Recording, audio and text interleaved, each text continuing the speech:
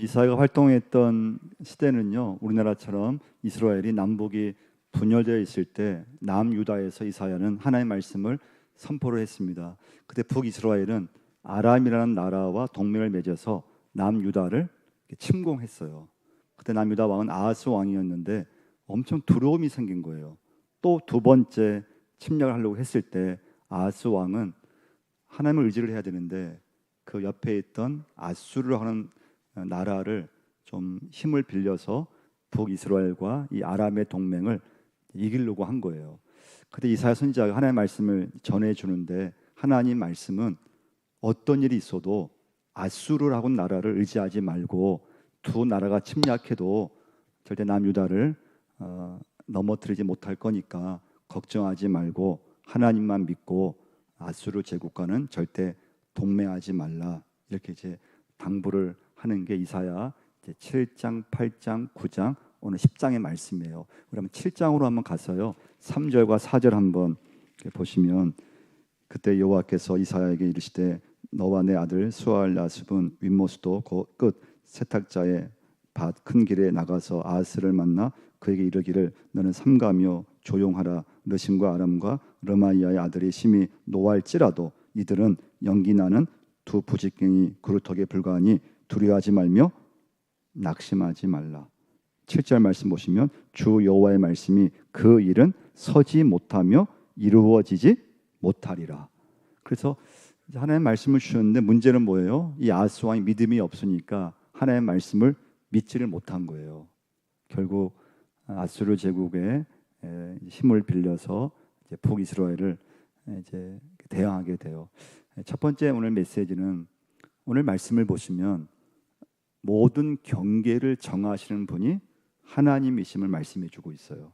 나라의 경계도, 우리 가정의 어떤 경계도, 거주의 경계도, 모든 경계를 정하시는 분은 하나님이기 때문에 절대 아수르라는 나라 또는 아람이라는 나라 또는 그 주변 나라가 세계를 움직이는 것이 아니고 세계의 경영은 하나님이 하시고 그 하나님께서 그 나라의 경계를 하나님이 이제 경계를 정하신다고 하는 거, 첫 번째 메시지입니다. 오늘 본문 10절 한번 12절 13절 한번 같이 한번 읽어보겠습니다. 그러므로 주께서 주의 일을 시온산과 예루살렘에 다 행하신 후에 아수르 왕의 완악한 마음의 열매와 높은 눈의 자랑을 벌하시리라. 그의 말에 나는 내 손의 힘과 내 지혜로 이 일을 행하였나니 나는 총명한 자라. 열국의 경계선을 걷어치웠고 그들의 재물을 약탈하였으며 또 용감한 자처럼 위에 거주한 자들을 낮추었으며. 아수르 왕이 열국의 경계선을 뭐라고 했습니까? 걷어치웠다는 거예요. 아수르 제국이 다른 나라를 막 그냥 침략하면 다 이렇게 이겼어요. 그래서 이 아수르 이 나라는 자기들의 어떤 나라의 경계를 그냥 허물고 다른 나라를 지배하면 이 아수르라는 나라는 자기 나라 남자들을 그 나라에 이주시켜서 그 나라의 여성들과 강제로 결혼을 시켰어요. 그 아수르 제국이 북이스라엘을 멸망시켰어요. 그래서 자기 나라 남자들을 북이스라엘에 강제로 이주시켜서 북이스라엘 여성들과 결혼을 시켰어요. 이때 나온 민족이 누굽니까? 사마리아인이 여기서 나온 거예요. 그래서 사마리아인은 유대인들, 이스라엘 백성들이 피가 섞였다고 해서 이때부터 예수님 당시까지 그렇게 무시하고 비난을 했던 거예요. 근데 하나님 말씀은 북이스라엘을 아수르가 침략해서 이겼지만 남유다만큼은 아수르라는 나라가 이기지 못할 거라는 말씀이에요. 그 이유는 그 나라의 경계를 정하시는 분은 그 나라가 아니고 하나님이시라고 하는 것을 말씀해 주고 있어요. 결국 아수르 제국은 얼마 가지 못해서 바벨론이라는 나라에 멸망하게 돼요. 이 아수르라는 나라는요, 그렇게 남의 나라를 딱 지배하면 자기 나라 남성들을 거기에 이주시켜서 그 나라 여성들과 결혼시켜서 피를 섞이면 영원한 제국을 만들 줄 알았어요. 영원한 세계를 만들 줄 알았어요. 영원토록 세계를 지배할 줄 알았어요. 근데 얼마 못 가요. 그래서 여러분과 제가 오늘 예배드리면서 내 인생이든 내 가정이든 여러분 나라의 경계를 정하시는 분은 절대 사람이 아니고 그 나라가 아니고 하나님이시라고 하는 것을 여러분과 제가 오늘 고백해야 될 줄 믿습니다.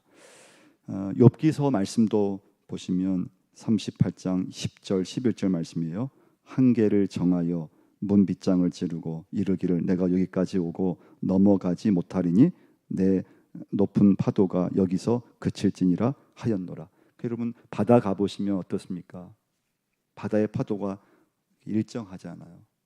육지로 넘어올 것 같은데 하나님께서 그 경계를 정하셨기 때문에 바다가 오늘도 그 수위를 일정하게 그 수위를 하나님이 정하신 대로 있고 파도도 일정하게 파도가 치지만은 또 다시 파도가 물러가게 되고 그런 모든 경계를 정하시는 분이 하나님 아버지시라고 말씀해 주고 있습니다. 아수르는 정복한 나라의 민족의 경계를 무너뜨려 혼혈족을 만들어서 영원토록 나라를 지배하려고 했지만 하나님이 경계를 딱 정하시니까 아수르는 멸망하게 됐어요. 그래서 하나님이 남유다 왕 아하스 왕에게 아수르도 믿지 말고 또 애굽도 믿지 말고 아람이란 나도 믿지 말고 그리고 하나님만 믿으라고 그렇게 계속 부탁하고 당부하고 했지만 그걸 믿지를 못하는 거예요. 역대하 말씀이죠. 28장 21절 말씀이에요. 아하스 왕의 이런 선택의 결과를 말씀해주고 있어요. 역대하 28장 21절 아하스가 여호와의 전과 왕궁과 방백들의 집에서 재물을 가져다가 아수르 왕에게 주었으나 그 다음 말씀이 중요해요. 그에게 유익이 없었더라. 성경 말씀이에요. 아하스 왕이 아수르 왕에게 도움을 받고 동맹을 맺어서 자기의 도움이 될 줄 알았는데 조공은 좋은 대로 다 바쳤고 성전에 그런 금까지 은까 다 벗겨서 줬는데 근데 성경 말씀 뭐라고 합니까? 그에게 아무 유익이 없었더라. 아하스 왕이 곧 죽게 돼요. 그리고 아들이 대신 히스기야 왕이 남유다의 왕이 되게 됩니다. 그래서 여러분과 제가 오늘 살아가면서 모든 것의 경계를 정하시는 분이 하나님이시라고 하는 것. 그럼 두 번째 메시지예요. 그럼 하나님이 왜 경계를 정해 놓으시냐 이거죠. 그것은 여러분과 저를 위해서 하나님은 경계를 정해 놓으셨어요. 이 경계는 에덴 동산에서부터 인간의 처음 시작에서부터 하나님은 경계를 정해 놓으셨어요. 하나님이 아담과 하게 뭐라고 말씀하셨습니까? 모든 걸 다 하게 하셨어요. 그런데 동산 중앙에 있는 선악을 알게 하는 나무의 열매는 먹지 말라고 하셨어요. 이게 하나님이 정해 놓으신 경계선이었어요. 이 경계선을 넘어가면 안 되는데 근데 사단 이제 마귀가 이때부터 아담과 하와를 유혹을 했죠. 그 유혹이 뭡니까?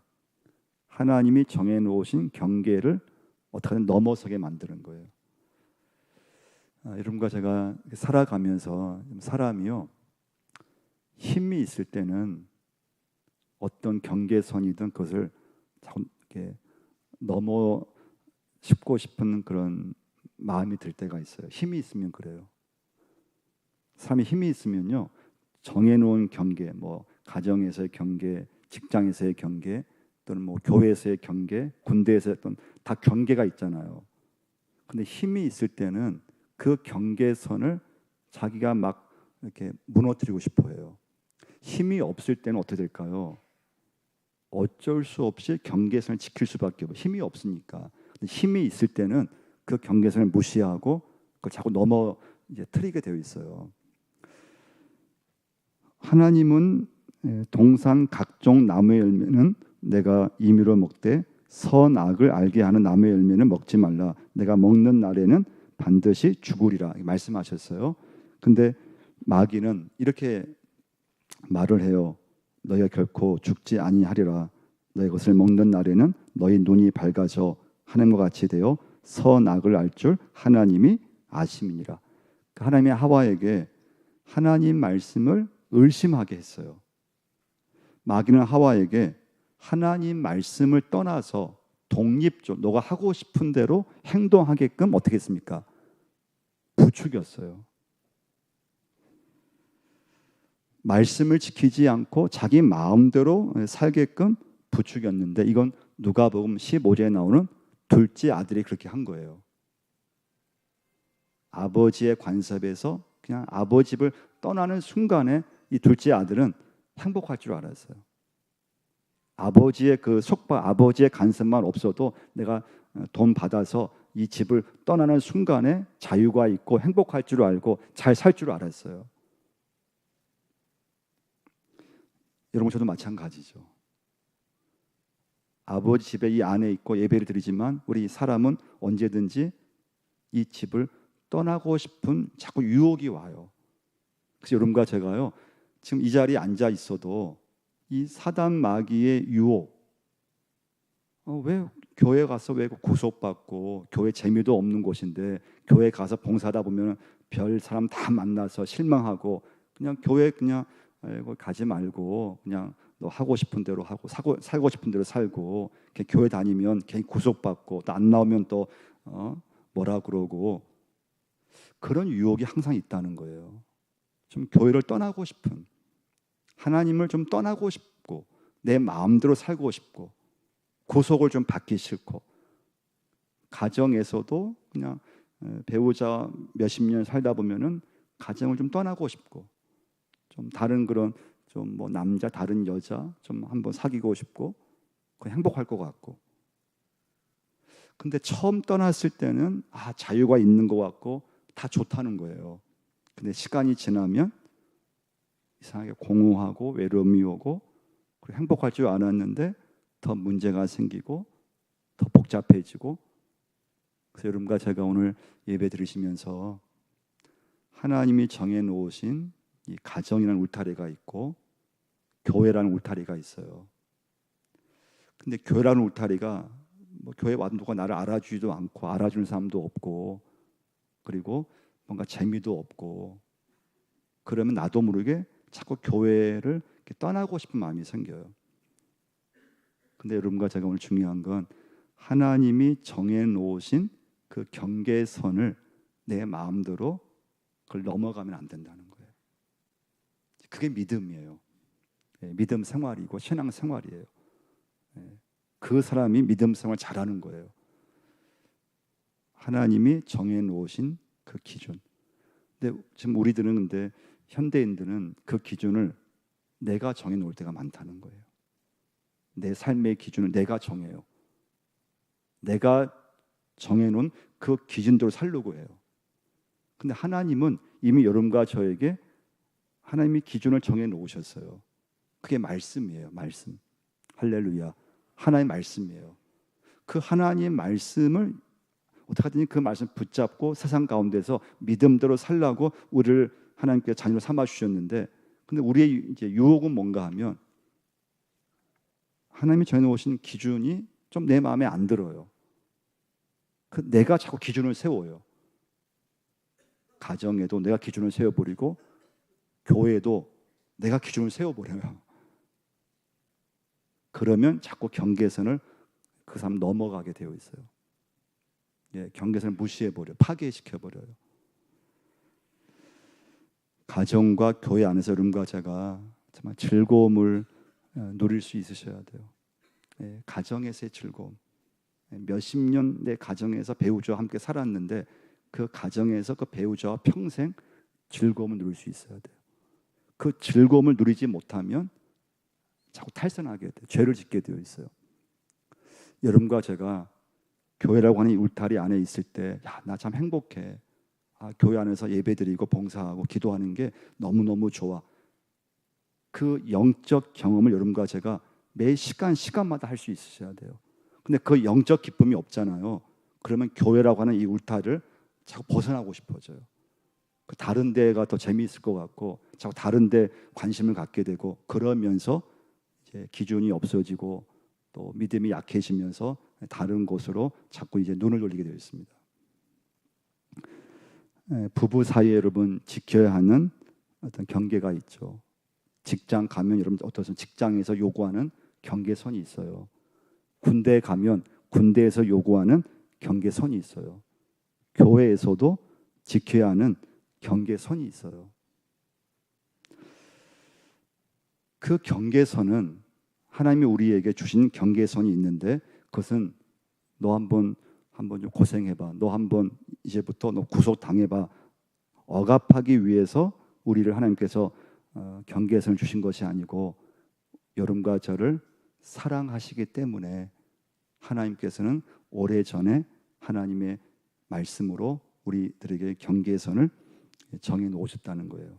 그래서 그 경계선 안에 내가 살아갔을 때, 가정이라는 울타리, 교회라는 울타리 안에 내가 살아갔을 때 그 안에서 기쁨을 막 이렇게 누릴 수 있으셔야 돼요. 영적 기쁨을 마음껏 누릴 수 있어야 돼요. 그것이 여러분과 저로 하여금 가정에서 성공하는 비결이고, 교회 안에서 신앙생활을 하면서 성공할 수 있는 그 비결이에요. 이 안에서 영적 경험을 할 수 있으셔야 돼요. 세 번째 메시지인데요. 우리는 그래서 영적 경계선 안에 있어야 돼요. 이때 이제 중요한 한 인물을 여러분에게 좀 말씀드리려고 하는데요. 사사기 13장에 보시면 마노아라고 하는 가정이 나와요. 마노아라고 하는 가장의 이름이에요. 사사 시대는 영적으로 아주 이렇게 약한 시대예요. 믿음이 없는 시대예요. 그런데도 마노아라고 하는 이 사람은 하나님께 기도했고 믿음이 건강한 사람이었어요. 그래서 하나님은 여러분 어느 시대이든 믿음의 가정을 찾으시는 걸 볼 수가 있어요. 믿음의 가정. 아무리 악한 시대에도 하나님은 그 시대 속에서 믿음의 가정을 찾으시고 믿음으로 사는 사람을 하나님은 찾으시는 걸 볼 수가 있어요. 그 가정이 마노아라고 하는 가정이었어요. 그러면 사사기 13장 한번 찾아보겠는데요. 13장 8절 한번 찾아보시겠습니다.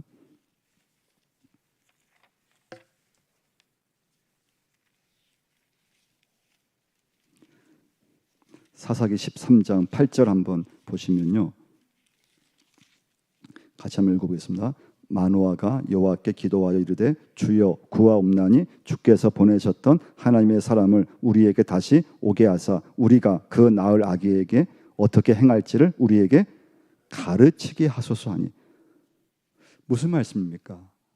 마노아가 결혼을 해서 이제 아이를 낳게 됐어요. 아이를 임신했어요. 하나님의 기도를 하는 거예요. 뭐라 기도합니까? 하나님이 내 가정에 주신 생명이 곧 출산하게 되는데 그 아이를 출산하고 나서 내 아이에게 하나님 어떻게 가르쳐야 할지, 어떻게 양육해야 할지, 어떻게 내게 준 아이를 하나님 어떻게 길러야 할지 하나님께 물어보는 거예요. 기도하는 거예요.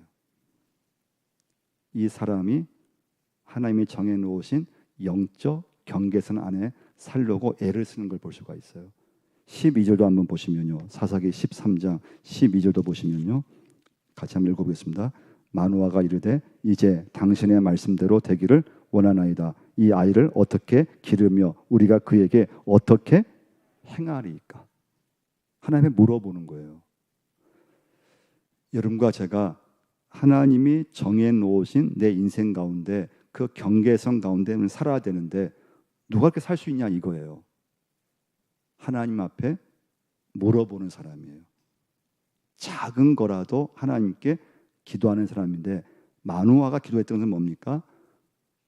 자기 자녀를 임신할 때부터 어떻게 길러야 할지, 어떻게 양육해야 될지 그 하나님께 뜻을 물어보는 걸 볼 수가 있어요. 그 이유는 뭘까요? 하나님이 정해놓으신 영적 경계선 안에 살기 위해서 그런 거예요. 많은 부모들은 저를 포함해서 우리 많은 부모들은 내 자녀를 다 부모의 생각대로 다 기르려고 했어요. 내 생각대로, 내가 원하는 대로. 자녀의 미래까지 부모인 내가 다 결정지었어요. 근데 여러분과 제가 내 자녀에게도 하나님이 정해놓으신 경계선이 있다는 걸 우리가 믿고 나간다면 내 생각대로만 길러면 안 되고 내가 내 자식까지 미래까지 결정짓는 것이 아니고 하나님께 물어야 된다는 거예요. 기도할 수 있으셔야 돼요. 자녀는 부모의 어떤 욕심대로 기르는 것이 아니고 부모가 원하는 대로 기르는 것이 아니고 하나님이 정해놓으신 그 하나님의 뜻 가운데 내 자녀가 자라야 되고 내 자녀가 가정 속에서 양육돼야 되는데, 그때 중요한 건 여러분 제가 하나님께 기도하느냐 이거예요. 내 자녀의 진로, 내 자녀의 그런 어떤 결정, 내 자녀가 어떤 생활함에 있어서, 내 자녀가 성장함에 있어서, 내 자녀가 공부함에 있어서, 내 자녀가 앞으로 생활함에 있어서 하나님의 뜻을 이룰 수 있는 그런 도구로, 하나님의 뜻을 이루는 그런 자녀들로 기를 수 있냐 이거예요. 그래서 여러분과 제가 이제 내일은 5월달 시작 가정의 달이잖아요. 어린이날이 있고 어버이날이 있고, 이런 부모는 하나님 말씀으로 자녀를 양육해야 되는 사람인 줄 믿습니다. 그게 여러분과 제가 영적 경계선 안에 있는 사람이 되는 거죠. 이 마노아는 참 믿음의 사람이었어요. 근데 그 아들이 누굽니까? 삼손이에요, 삼손. 근데 그 아들은 그 경계선을 막 그냥 무시해 버렸어요. 하나님이 힘을, 엄청난 큰 힘을 주셨는데 그 힘을 믿고 그냥 경계선을 무시해 버리고, 결국 나중에 삼손은 마지막 회개를 하지만 너무 안타까운 거죠. 여러분, 믿음이 좋으려면 경계가 분명해야 되는데 그게 바로 하나님이 정해놓으신 기준이 분명해야 된다는 거예요. 그럼 내 기준이 아닙니다. 내가 맞는 기준이 아니에요.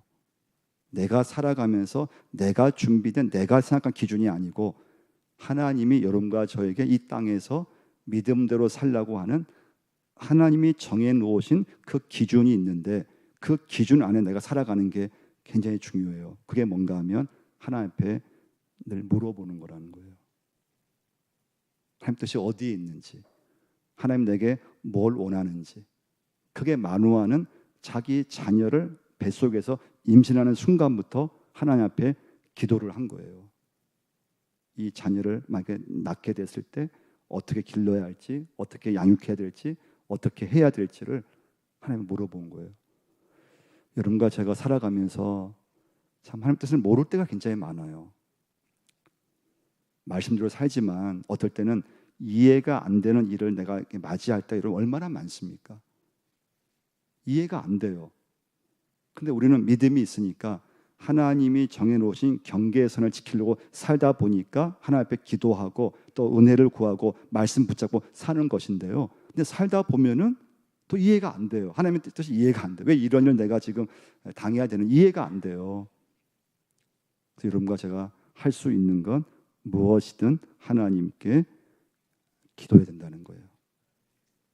물어보셔야 돼요. 내가 정해놓은 기준대로 사는 것이 아니고 하나님이 나를 위해서 이미 내게 주신, 정해놓으신 하나님 말씀, 그 말씀을 붙잡고 여러분과 제가 살아야 돼요. 마지막 메시지는 이게 참 어려워요. 말씀대로 순종하기가 쉽지 않고요. 하나님 내준 경계선을 지키며 살기가 쉽지 않아요. 다 내가 정해놓은 그런 기준대로 살려고 하고요. 내가 정해놓은 그런 기준대로 우리는 막 살려고 해요. 근데 하나님께서는 하나님이 정해놓으신 그 말씀대로 살 때 그 사람의 모든 인생의 책임을 하나님께서 책임져 주겠다고 말씀해 주고 있어요. 그래서 여러분, 믿음이 없으면 그래서 말씀 살기 어려워요. 믿음이 있을 때 하나님을 신뢰할 수 있고 그 믿음의 사람이 교회 안에서 기쁨을 경험하고 또 가정에서 기쁨을 경험하고, 그리고 자녀를 기를 때도 내 욕심으로 기르는 것이 아니고 하나님의 뜻 가운데 자녀를 기르게 되고, 또 살다 보면은 문제를 만나게 되고 어려움이 올 때가 있어요. 그때 여러분과 저는 하나님 앞에 무엇이든 물어볼 수 있어야 돼요. 기도하셔야 돼요. 그래서 하나님이 정해놓으신 그 경계선을 무너뜨리려고 하면 안 돼요. 그 경계선을 넘어가면 안 돼요. 그 경계선 안에 영적 경계선을 분명히 갖고 여러분과 제가 믿음 생활을 잘 해야 될 줄 믿습니다. 하나님 아버지, 우리 아버지 앞에 예배자로 서게 하심을 감사함을 드립니다. 하나님께서 저희들을 가장 좋은 길로 오늘도 인도하신다는 믿음을 갖게 하여 주옵소서. 하나님, 살아가면서 내가 정해놓은 기준대로 사는 것이 아니고 하나님이 나를 위해서 오래전에 창세전에 계획하시고 정해놓으신 하나님 말씀 안에서 살게 하여 주옵소서. 영적 경계선 안에서 살게 하여 주옵소서. 때로 아버지, 참 가정을 그냥 떠나고 싶고 하나님 간섭받기 싫고 그냥 교회도 떠나고 싶고 그냥 자유롭게 살고 싶을 때가 있습니다. 하나님 안에 있는 것이 얼마나 행복한지 알게 하여 주옵소서. 이 전에 있는 것이 얼마나 인생의 기쁨이 되는지를 체험할 수 있도록 역사하여 주옵소서.